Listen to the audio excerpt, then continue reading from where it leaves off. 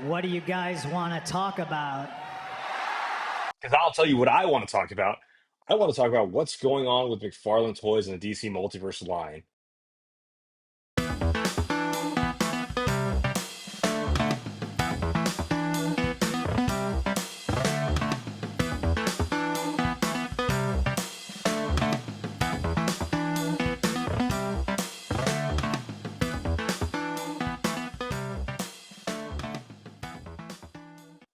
And before I begin, this video really stemmed from what's been going on with the line over the past year and my recent trip to Target last week. So last week I took a trip to Target and they fully restocked everything. They had the new Thanos and Psylocke Gameverse 2-pack. They had the new Fantastic Four figures, the new G.I. Joe figures.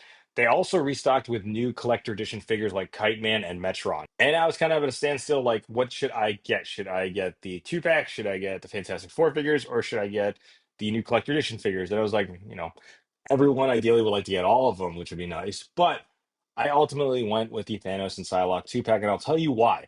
When I looked at Kite Man and I looked at Metron, both collector edition figures, if I had bought those two figures together, it would have cost $70 more than that Thanos and Psylocke 2-pack.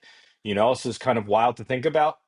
Both those figures would have less accessories than Psylocke alone in that 2-pack. That's insane to me. So, how did we get here, though? Well, let's jump back to the spring of 2023 when McFarlane Toys would announce the new collector edition line and it being targeted to collectors, basically hitting rich, diverse characters in the line, deep cut characters, if you will, which is kind of funny because isn't that what the DC Multiverse line was designed for? And rich and diverse characters isn't exactly what I would describe for Wave 1 of the line. You had two characters that I would argue that common DC fans or most DC fans would have wanted in the regular Multiverse line. We had Alan Scott Green Lantern and the first appearance Superman. The third character in that wave, I would argue, is definitely fitting for a collector edition, especially if it's for the deep cuts. It's Abyss. I mean, I don't think anyone was claiming for an Abyss figure, but here we are. But anyways, it was touted as collector editions by collectors for collectors. And what separated collector editions from normal DC Multiverse figures, you'd ask? A few things. The data file card for a normal DC Multiverse looked like this. A data file card for a collector edition, well, this is theatrical edition. I'll get to that in a little bit. But for a theatrical edition, looked like this. Shinier font, or shinier glossy finish, and a shiny font right there. That was the only real difference. And also those beloved card stands that got discontinued halfway. But that's really honestly what separated it, and maybe one or two accessories, but that's it.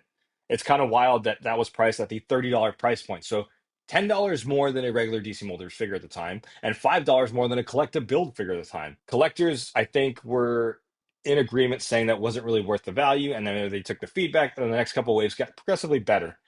However, in the beginning, I have to make mention of this. Shout outs to Josh from before, because he's really the only one that I remember of the content creators that really spoke up against it, asking why are we getting reuse on a Superman buck, which should have been a new figure or a new body mold, especially for a new line. Instead, they disregarded it and went with the infected Superman body mold. But as time moved on with the line, it did get progressively better, giving us stuff that we wanted.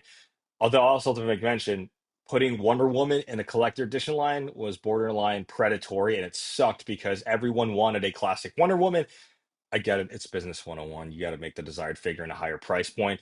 And to be fair, they did include a lot of accessories, which I mentioned in my initial review when it first came out. So that's another thing. It's just, it kind of goes against the grain with what the collector edition line was designed for. You know, rich, diverse characters, which you didn't even include one of the big three Trinity in the original DC Multiverse line. Now you're putting it in the collector edition line. Anyways, it did get better as this came out in the middle of 2024. This is the platinum version of the collector edition, but you saw we got two head sculpts, multiple accessories, effect pieces, no more card stands. But yeah, it did get better. But then again, it had hits or misses with it because then we had Starfire, part of the collector edition, which this should have never been a collector edition. This should also have been a regular release. It's hard to argue that Starfire is a deep cut character considering she was on three TV series. And another frustrating thing about the line is the constant reuses in such wacky, kooky ways. I can name three figures off the top of my head that the company has made and re-released in some kooky Jokerized patina, whatever frostbitten version. We have Dick Grayson Robin, which was gold labeled, that was going for Mad Bear Aftermarket. We also have Wonder Woman, part of the collector edition, that was released as a gold patina version. And then we also have New 52 Red Hood, which was also going for Mad Bread in the aftermarket, both the two-pack version with Dick Grayson and the single release that I honestly never really saw. But that one was re-released as like a black and white edition, and it just doesn't make sense to me because these are sought after figures. I don't understand why they don't take the Hasbro approach. Hasbro Marvel Legends is re-releasing Doctor Doom, Rhino, Cyborg, Spider-Man, and Sandman. All four of those figures are going for a pretty penny in the aftermarket. So what do? They just reproduce those figures. And for all intents and purposes, I appreciate the creativeness behind it. It just kind of is frustrating when I do see collectors in my comments or in the message boards or forums or Facebook pages complaining how they can never get this. I have homies overseas that tell me ordering a McFarlane Toys figure costs 3 times as much of the figure to ship it overseas. So distribution's also a pain in the ass. Which, by the way, brings another point. False scarcity. Fans like to tell, oh, this sold out in minutes. It's easy to sell out in minutes when you do lower production runs, something they didn't do earlier on the line. I understand course correcting because earlier on in the line, they had a bunch of figures that were abundantly available at retail and would go to clearance eventually or show up at Ross. I would argue, though, if they did that same amount of production runs on the characters they're doing now, I think you'd see more sales. Because over the last 2 years, we've gotten all the classic characters everyone were clamoring for. My good buddy Toy Gaines has a phrase. I'm sure you guys heard this before. It's price point is king. And it's never been more evident than earlier on with DC Multiverse Line. This figure, it's a lot of plastic. It's a lot of callback if you know that one. Because you're just big ass and it's a lot of plastic. Anytime you can get a lot of plastic for the same price, grab it every. This figure at Walmart, I remember it was like around 1788 or 1789 to get a DC Multiverse figure at retail, to about $20 if you bought it at like Target or GameStop or any other retailers. So I think that was what was the fun about the line early on as well, is that it was so affordable compared to other lines. $20, you got this awesome piece of plastic, awesome figure, piece of plastic, awesome. Stuck in that plastic line. You got this awesome figure for $20, and a lot of other figures as well for $20. Then it gradually moved up to 22.99, 24.99 now. And then with the collector edition, it moved from 29.99 to $35 now. And that brings me to the deluxe theatrical figures. This Superman figure after taxes was $37 and some change. We're damn near hitting $40 for a McFarlane Toys DC Multiverse figure, and the accessories didn't even justify it. There was 3 faceplates additional, 2 sets of hands, I believe, Crypto, which was a static figure, the card, and the base, and that was it. That's really all you got. Yes, you have the wired soft goods cape, but you know what else came with a wired soft goods cape with abundant amount of accessories? This Rebirth Robin right here, two-tone fabric soft goods cape. He had, I think, about 4 sets of hands additionally at the $22 to $20 price point last year when you bought this. But yeah, I think optics wise, this company and their DC Multiverse line has been all over the place. And before anyone gets me about price hikes and like telling me other companies do price hikes, yeah, that's understandable. Hasbro frustratingly up their prices multiple times over the last couple of years. At least once in a while, Hasbro will try to make leaps in engineering and articulation. They'll try something that is new, but while trying something that is new, they'll also try something new articulation wise and engineering. And this Maximum Spider-Man, though it's very controversial, yes, it wasn't worth the $50 price point. I agree with that. They're at least showing efforts with progressing their figures by adding pinless joints, which Mattel had done first. They had, or yes, Toy Biz, if we're really calling it back. They'd done pinless joints. They implemented better engineering and articulation, and sculpting wise with some of the figures has also improved as well. This is just me being critical. I can't look at a McFarlane Toys figure over the over the life of their line and say, yeah, they've improved it engineering wise. Yeah, here and there, there's nice sculpt work and the texture is great. They've also implemented the wired soft goods cape, which is nice. That's probably a universal thing that everyone will agree on. That's nice that they implemented soft goods wired capes on figures. But engineering wise, with the figures, there's nothing really there for me to be like, okay, that's why I get it. It's a jump in price. But you know what? The engineering got better. Their figures are inherently the same when it comes to engineering. And I'll give you an example. Almost every single McFarlane Toys figure is 22 moving parts. That means they have this cookie cutter sheet of, hey, this is how we're going to do the articulation. Boom, boom, boom. Shoulder sockets, sculpted ball joints at the wrist and the ankles, which I think are better than the OG ball joints they used.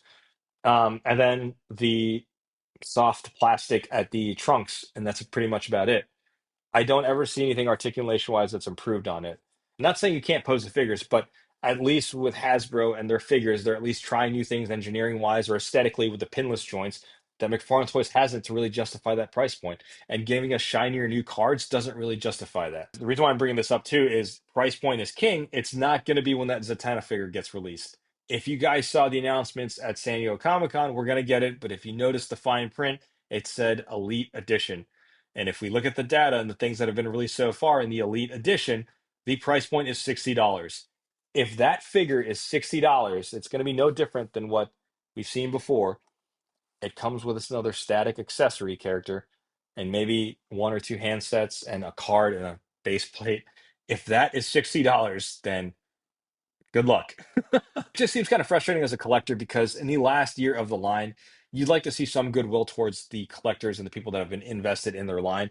Instead, what I'm seeing is sheer desperation from a company trying to recuperate any money before they lose the license to Mattel.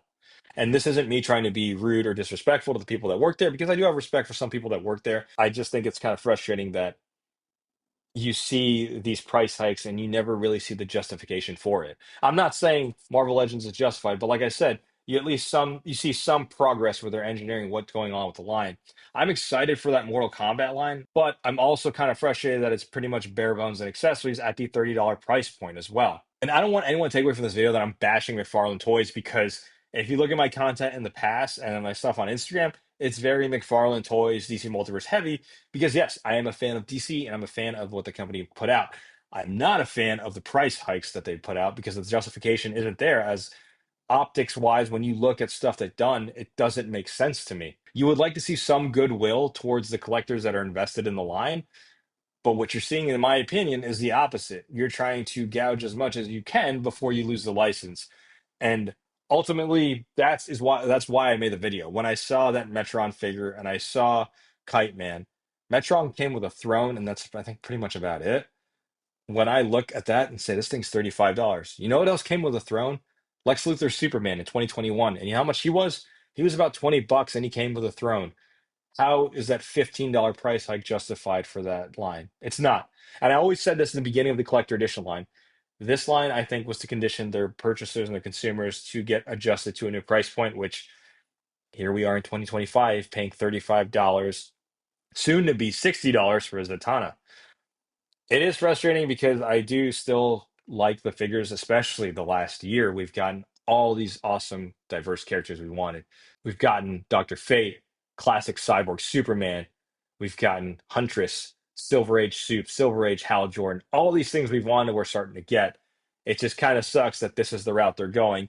And respectfully, after seeing their announcements at Toy Fair and San Diego Comic Con, no one's really going to care about the brand a year from now. Apart from their Mortal Kombat license, I can't really see any interest in the lines. Yeah, you can make the argument for the IDW Turtles, but let's be honest, everyone's doing Turtles. I wouldn't be surprised if somehow Diamond Select came out of the rubble saying they have the Ninja Turtles license. But yeah, it just doesn't seem like anyone's going to care about the brand a year from now. And I think that's why you see them scrounging around trying to get as much money as they can out of this DC license, which is sad to see. But honestly, optics wise and observation, that's what it looks like to me. And that is what makes me hopeful about Mattel. Initially, I was just like, I don't care. It's the end of the line. But I am going to be happy when Mattel gets the license because it's nice to see a company that has better distribution and also tries to push their engineering as well. What's also good about Mattel is that hopefully it'll bring back collectors that left the line once they want the 7-inch scale to bring them back for a new scale, hopefully 6-inch. If it's not, maybe slightly over that, like a Marvel Legends does. But that's a discussion for another day. And just remember, I'm not trying to bash them. This video is merely meant by a collector for the collectors.